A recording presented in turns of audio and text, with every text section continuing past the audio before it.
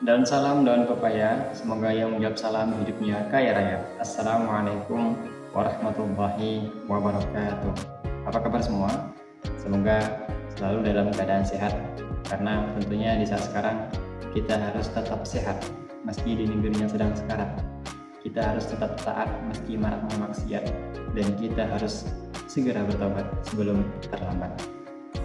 Yang terhormat Bapak Dr. Herianto, SSOS MSI, selaku dosen pengampu mata kuliah Tata Naskah Dinas. Perkenalkan, nama saya Jakaria dengan NIM 42023 13033. Pada kesempatan kali ini, saya akan menyampaikan materi mengenai Tata Naskah Dinas di lingkungan pemerintah daerah. Nah, terkait hal itu, saya akan menyampaikan mengenai yang pertama adalah pengertian tata naskah dinas dan naskah dinas. Yang kedua adalah perbandingan antara kedua peraturan mengenai tata naskah dinas. Yang ketiga adalah ketentuan media serta format pembuatannya. Dan yang terakhir adalah sistem pengamanan naskah dinas itu seperti apa. Baik, langsung saja. Yang pertama mengenai pengertian tata naskah dinas dan naskah dinas. Kawan-kawan perlu ketahui bahwa tata naskah dinas itu bisa dipahami sebagai sistem pengaturan komunikasi kedinasan yang mencakup jenis, susunan, bentuk, proses pembuatan, pengamanan, kewenangan penandatanganan, serta pengendalian dokumen kedinasan. Sementara itu, naskah dinas merupakan informasi tertulis yang digunakan sebagai alat komunikasi resmi di dalam kedinasan. Nah, dengan demikian, tata naskah dinas itu merupakan aturan atau pedomannya, sedangkan naskah dinas merupakan dokumen atau informasi tertulis yang dihasilkan berdasarkan pedoman yang tadi. Baik, untuk materi yang kedua terkait pembagian jenis tata naskah dinas. Nah, pembagian jenis tata naskah dinas itu berdasarkan dua peraturan. Yang pertama adalah dari Permendagri nomor 54 tahun 2009, dan kedua adalah berdasarkan Permendagri nomor 1 tahun 2023. Nah, yang pertama berdasarkan dari Permendagri nomor 54 tahun 2009 bahwa naskah dinas itu dibagi menjadi dua kelompok utama. Yang pertama adalah naskah dinas dalam bentuk dan susunan produk hukum. Artinya, ini meliputi peraturan daerah, peraturan kepala daerah, peraturan bersama kepala daerah, dan peraturan keputusan kepala daerah. Kelompok kedua adalah naskah dinas dalam bentuk dan susunan surat. Kelompok ini meliputi berbagai bentuk surat kedinasan, seperti surat instruksi, surat edaran, surat biasa, surat keterangan, surat perintah, dan bentuk surat kedinasan lainnya. Nah, kalau di dalam peraturan, kurang lebih seperti di samping ini, itu ada 31 jenis surat dinas. Untuk dalam Permendagri selanjutnya, itu di Permendagri nomor 1 tahun 2023, jenis naskah dinas dikelompokkan menjadi 3 bagian. Yang pertama adalah yaitu naskah dinas arahan, yang kedua naskah dinas korespondensi, dan yang ketiga adalah naskah dinas khusus. Naskah dinas arahan terbagi menjadi 3 jenis. Yang pertama, naskah dinas pengaturan yang terdiri atas peraturan daerah atau Perda, peraturan kepala daerah atau Perkada, serta peraturan DPRD. Yang kedua, itu adalah naskah dinas penetapan yang meliputi keputusan kepala daerah, keputusan DPRD, keputusan pimpinan DPRD, serta keputusan Badan Kehormatan DPRD. Yang ketiga, naskah dinas penugasan yang terdiri atas surat perintah, surat tugas, dan surat perjalanan dinas. Jenis berikutnya adalah naskah dinas korespondensi. Naskah dinas korespondensi dibagi menjadi korespondensi internal dan korespondensi eksternal.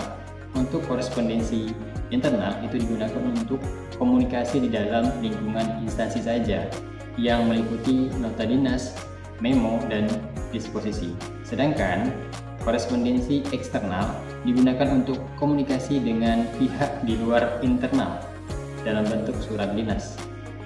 Nah, jenis yang terakhir adalah naskah dinas khusus. Naskah dinas khusus itu meliputi surat dinas instruksi, surat dinas edaran, surat dinas kuasa, surat berita acara, surat keterangan, surat pengantar pengumuman, laporan, telahan staf, dan lain sebagainya. Kurang lebihnya di dalam peraturan itu ada 20 jenis surat dinas seperti yang ada di saat ini. Nah, untuk materi jelasan selanjutnya yaitu tentang ketentuan media dan format pembuatan naskah dinas. Berdasarkan media pembuatannya, naskah dinas itu dapat dibuat melalui media rekam kertas dan juga media rekam elektronik. Nah, untuk naskah dinas dalam bentuk kertas itu menggunakan tanda tangan basah. Sementara itu, naskah dinas elektronik dapat dibuat melalui aplikasi persuratan dan menggunakan tanda tangan elektronik juga. Selanjutnya, ketentuan jenis huruf. Nah, untuk naskah dinas, pengaturan dan penetapan itu digunakan huruf Bookman All Style dengan ukuran 12, dan untuk naskah dinas korespondensi dan khusus itu menggunakan huruf Arial dengan ukuran 12 juga. Nah, untuk ketentuan penggunaan kertasnya itu menggunakan yang umumnya itu adalah menggunakan HVS dengan ukuran A4 dan dengan beratnya paling sedikit itu 70 gram. Nah, selanjutnya ketentuan penggunaan tinta. Tinta yang digunakan untuk pengetikan naskah dinas adalah warna hitam. Tinta untuk penandatanganan dan pemberian paraf menggunakan warna biru tua. Tinta stempel untuk naskah dinas biasa itu menggunakan warna ungu, sedangkan tinta stempel untuk naskah dinas yang bersifatnya rahasia itu menggunakan warna merah.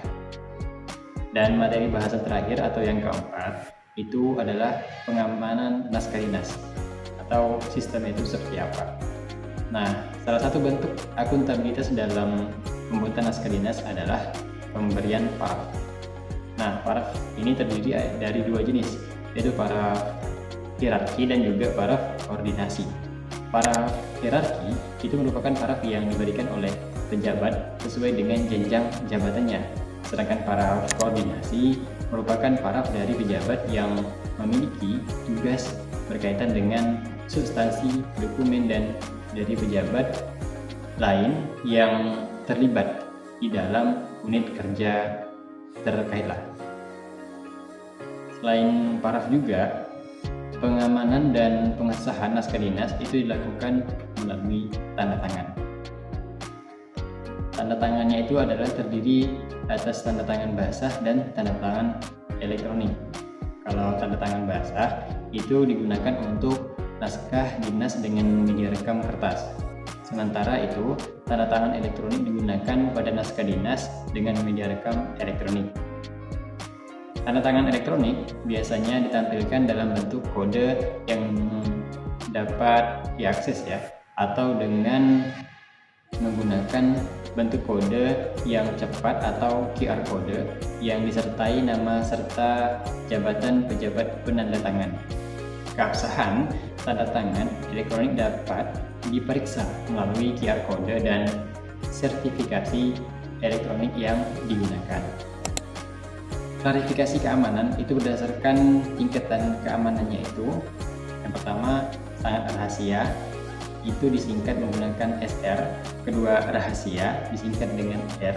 Ketiga, terbatas disingkat dengan T. Keempat, biasa atau terbuka itu disingkat dengan B. Nah, pengamanan juga dilakukan melalui pengendalian naskah dinas masuk dan keluar. Nah, untuk naskah dinas masuk harus diterima, diregistrasi, diklarifikasi, diarahkan kepada pihak yang berkepentingan, dan didistribusikan secara terkendali. Sementara itu, naskah dinas keluar yang telah ditandatangani harus diberi nomor, tanggal, dan stempel, lalu didistribusikan dan diarsipkan. Baik, itulah tadi keempat materi bahasan tentang tata naskah dinas di lingkungan pemerintah daerah. Kurang lebihnya seperti itu dari saya. Sebagai kesimpulan bahwa tata naskah dinas itu merupakan pedoman penting di dalam pembuatan dan pengelolaan dokumen resmi pemerintah. Penerapan tata naskah dinas yang tertib, baku, dan aman dapat menciptakan administrasi pemerintahan yang seragam, efektif, mudah dipertanggungjawabkan, serta menjaga keamanan informasi. Dan oleh karena itu, setiap aparatur atau pihak yang terlibat dalam administrasi pemerintahan harus memahami betul dan menerapkan ketentuan tata naskah dinas secara benar, konsisten, serta dapat dipertanggungjawabkan. Baik, cukup itu yang dapat saya paparkan mengenai tata naskah dinas dengan kesimpulannya. Cukup sekian yang dapat saya berikan. Terima kasih atas perhatian dan kehadirannya. Dan sekali lagi juga terima kasih kepada Bapak Herianto selaku dosen pengampu mata kuliah tata naskah dinas ini dan kawan-kawan sekalian. Saya akhiri. Wassalamualaikum warahmatullahi wabarakatuh.